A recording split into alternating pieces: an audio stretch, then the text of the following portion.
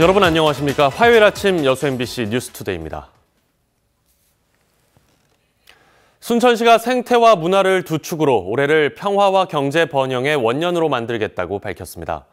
하지만 순천만 PRT 문제 등 풀어야 할 과제가 많은데요. 박민주 기자가 짚어봤습니다. 순천시는 2020년 역점 시정을 생태경제의 새로운 순천시대로 정했습니다. 지난 한 해는 경전선 고속전철화 사업과 신청사 건립 결정의 해묵은 과제들을 풀어냈다고 평가했습니다. 다가온 경자년은 생태와 문화를 두 축으로 평화와 경제 번영의 원년을 만들겠다는 목표를 밝혔습니다. 생태와 문화를 두 축으로 해서 평화와 경제 번영의 원년으로 삼겠습니다. 생태와 교육, 경제를 연계한 삼립 프로젝트를 추진하고 연양뜰 일원을 미래산업의 특구로 만드는 청사진도 내놨습니다. 오는 2023년 두 번째 국제정원박람회 개최를 위해 오는 3월에는 국제원예생산자협회 AIPH의 총회 승인을 추진합니다. 해마다 반복되고 있는 자치단체 간 인구 문제 갈등은 장기적으로 전남 동부 지역 통합이 필요하다는 입장을 밝혔습니다. 장기적으로 보면 우리 전남 동부 지역이 통합되는 게 저는 연례적인 인구 배각이 논란을 없애는 게 아닐까 하는 생각도 듭니다. 하지만 행정과제는 곳곳에 남아 있습니다. 순천만 스카이큐브는 오는 13일 대한상사중재원의 중재안이 나오는데 그 결과에 따라 변수가 많습니다. 순천시가 추진하고 있는 신규 폐기물 처리시설 건립 예정지 확정도 해를 넘겨 고민이 깊습니다. 순천시의회는 인구 늘리기 갈등에 광역 행정 차원의 대책 마련을 촉구하며 행정 감시의 역할을 강조했습니다. 작년에 행정적으로 잘못했던 부분에 대해서 반복하지 않도록 의회에서 강한 견제와 감시라는 도구를 이용해서 바로잡도록 그렇게 하겠습니다. 대한민국 생태수도 순천시. 올해는 생태도시를 넘어 동아시아 문화도시로 미래를 여는 출발점에 섰습니다. MBC 뉴스 박민주입니다. 총선이 약 100일 앞으로 다가왔습니다. 오늘부터 출마를 준비 중인 후보군들을 살펴볼 텐데요. 먼저 여수 갑선거구 8명의 후보자들을 만나보겠습니다. 박광수 기자입니다. 강화수 후보의 슬로건은 내일, 내 삶, 내 꿈의 여수. 고질적인 지역 정치권의 갈등과 반목에서부터 경제적 기반과 산업 구조까지 뿌리부터 바꿔나가겠다는 의지를 보입니다. 산단과 수산업과 관광업을 중심으로 해서 먹고 살았습니다. 그런데 그것들이 질적인 한계점에 도달했다고 생각됩니다. 질적인 변화가 필요하고요. 그래서 내일, 내 삶, 내 꿈 있는 여수를 만들겠습니다. 김유화 후보는 여권의 텃밭인데도 철도망, 도로망 등에서 철저히 소외됐던 책임을 정치권이 져야 한다고 주장합니다. 리더가 먼저 지역을 바닥부터 알고 챙겨야 한다는 겁니다. 지역의 균형 발전, 여수를 위해서는 지역을 잘 알고 지역을 위해서 뛴 시의원의 경험이 큰 장점이라고 봅니다. 그리고 저는 사회적 약자가 더 이상 눈물 흘리지 않는 따뜻한 정치를 하고 싶습니다. 김점유 후보는 자산과 소득의 양극화 체제를 지탱하는 기존의 기득권 세력에 할 말 하겠다는 출마의 변을 내놓았습니다. 지역의 산업 체계에도 구조적 변화가 필요하다고 주장합니다. 화석에너지 사용 제한이라는 세계적인 추세에 맞춰서 여수 석유화학 산단의 산업적인 변화를 적극적으로 정책적으로 뒷받침하는 정책을 만들어내고 싶습니다.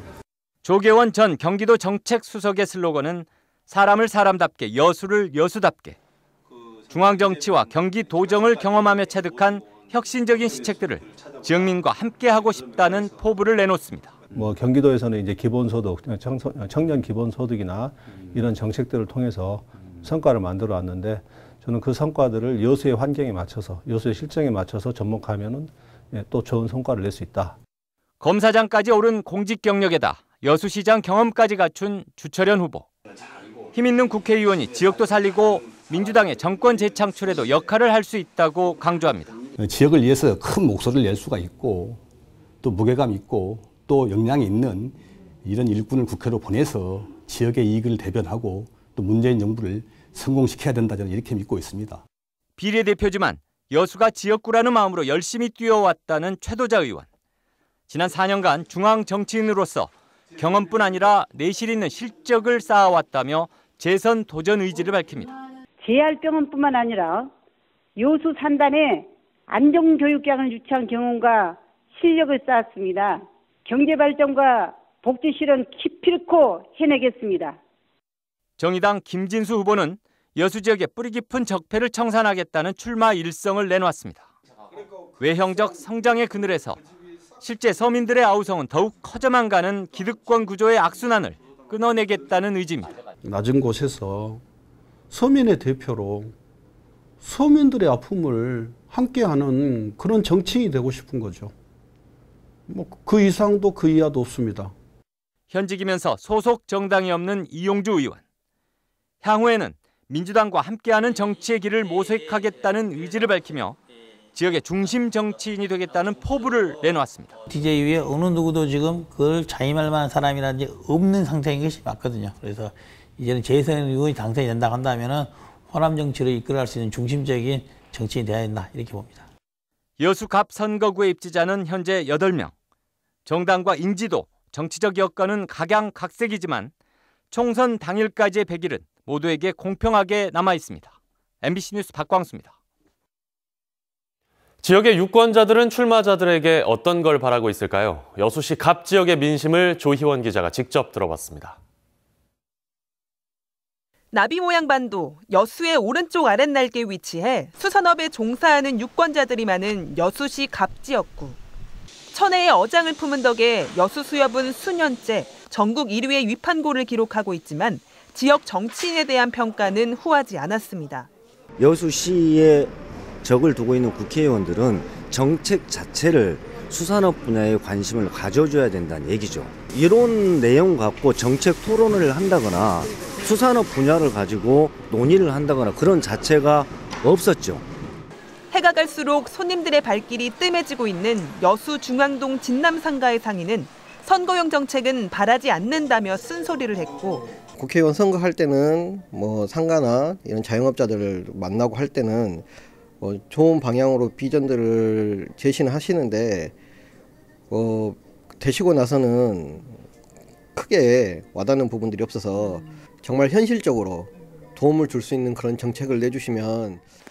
학생 감소로 경제 침체에 늪에 빠진 전남대학교 여수 캠퍼스 인근 상인은 발로 뛰는 정치를 하라는 일침을 놨습니다. 피부로 못 느끼실 겁니다. 아마 의원님들은 직접 이렇게 현장에 와서 한번 좀 돌아도 보시고 만나도 보시고 저희 주민들하고 같이 좀 직접 참여도 하고 대처를 그랬으면 그거 좀 했으면 좋겠습니다.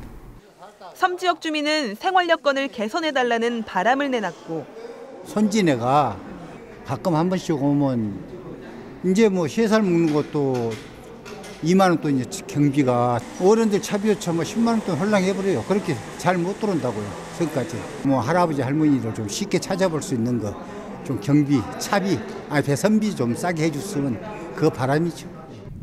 장기적인 관점에서 관광 발전을 모색해달라는 요구도 이어졌습니다.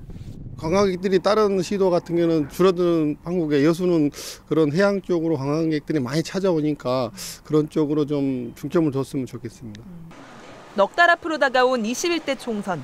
지역 민심을 대변하고 지역 발전을 앞당길 수 있는 국회의원 적임자는 누구인지를 찾는 지역민들의 목소리는 출마자들이 가장 귀담아 들어야 할 부분입니다. MBC 뉴스 조희원입니다. 포스코 광양제철소가 오염물질 배출에 따른 조업정지 처분을 면했습니다. 전라남도는 지난해 2월 포스코 광양제철소 내 고로 상부에 설치된 브리더 개방으로 발생한 환경 문제에 대해 환경부와 법제처가 화재나 폭발을 예방하기 위한 불가피한 조치로 인정함에 따라 행정처분을 최종 종결 처리했다고 밝혔습니다. 도는 또 환경부 민관협의체가 사고 발생 이후 마련한 기술 개발, 공정 개선, 시설 투자 계획 등 개선 방안이 제대로 이행될 수 있도록 지속적으로 관리하겠다고 덧붙였습니다. 광양제철소에 부과된 조업정지 처분이 취소되자 정의당이 강하게 반발하고 나섰습니다. 정의당은 논평을 통해 대기 오염물질 무단 배출이 위법 행위인데도 행정처분을 취소한 것은 주민 건강을 무시한 기업들을 봐주는 것으로 앞으로 이들 기업들이 합법적으로 오염물질을 배출할 것이라고 우려했습니다. 또 이번 조치가 미세먼지 등으로 고통받는 주민들을 무시한 것이라며 환경부와 지자체의 각성을 촉구했습니다. 기아 타이거즈가 안치홍 선수를 놓쳤습니다. 선수의 가치 평가를 놓고 구단과 선수 측 생각에 차이가 있었기 때문인데요. 팬들은 아쉬운 마음을 감추지 못하고 있습니다. 김철원 기자입니다. 2009년 고졸 신인으로 입단한 척태. 올스타전 MVP를 차지하고 우승까지 경험했던 안치홍 선수. 기아에서만 10시즌을 뛰며 2번의 우승을 일궈냈고 누구보다 꾸준하게 성적을 내며 팬들의 사랑을 받았던 선수였기에 다른 팀으로 옮길 거라는 예상은 적었습니다. 하지만 구단과 안 선수 측의 자유계약 협상은 해를 넘겨 차일피일 미뤄졌고 그리고 롯데와의 계약이 공식 발표됐습니다. 롯데와의 계약 조건은 2년간 최대 26억 원, 4년을 뛸 경우 최대 56억 원입니다. 롯데와의 입단 계약이 발표되기 직전 기아 구단이 에이전트에 계약 조건을 제시한 점으로 미뤄볼 때 기아는 이보다 적은 금액이었던 것으로 보입니다. 기아 구단은 안 선수의 가치를 면밀히 평가해 합리적인 조건을 제시했지만 선수 측과 괴리가 있었던 것 같다고 말했습니다. 하지만 기아 팬들은 프랜차이즈 스타를 잡지 못한 데 대해 실망감을 나타내고 있습니다. 기아 타이거즈 홈페이지에는 팀을 위해 헌신한 선수에게 이게 뭐냐, 나도 기아를 떠나겠다는 등 구단의 결정에 항의하는 글들이 올라오고 있습니다. 결국 안치홍 선수를 잡지 못한 기아는 전력 손실은 물론 팬들의 원성을 사게 됐고 역시 자유계약 신분인 김선빈 선수의 계약에도 부담을 안게 됐습니다. 한편 안치홍 선수는 SNS에 게시한 손편지를 통해 팬들의 사랑 덕분에 광주를 고향으로 느꼈다는 감사의 말과 함께 팀을 떠나는 아쉬운 마음을 전했습니다. MBC 뉴스 김철원입니다. 광양만권 경제자유구역인 여수시 화양면 장수리 일대에 세계에서 가장 긴 인피니티 수영장을 갖춘 리조트가 들어섭니다. 여수 경남 광주문화방송 3사는 어제 광양만권 경제청과 여수시가 참여한 가운데 HJ 매그놀리아 용평 디오션 호텔앤리조트와 공동 투자 협약을 맺고 여수시 화양면 장등 해수욕장 인근 7만 4천여 제곱미터에 오는 2023년까지 리조트를 건립하기로 했습니다. 리조트가 조성되면 주변 디오션 골프장과 더불어 여수 지역과 남해안 관광 활성화에 크게 기여할 것으로 기대됩니다. 순천시가 순천만 습지와 국가정원을 제로 플라스틱 존으로 운영합니다.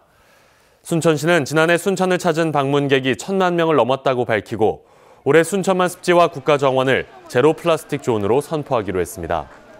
또 노 플라스틱 도시 순천 시민운동을 실천하고 공공기관부터 앞장서 도심 거점 지역까지 단계적으로 제로 플라스틱 존을 확대할 예정입니다. 계속해서 희망 2020 나눔 캠페인에 성금을 보내주신 분들입니다.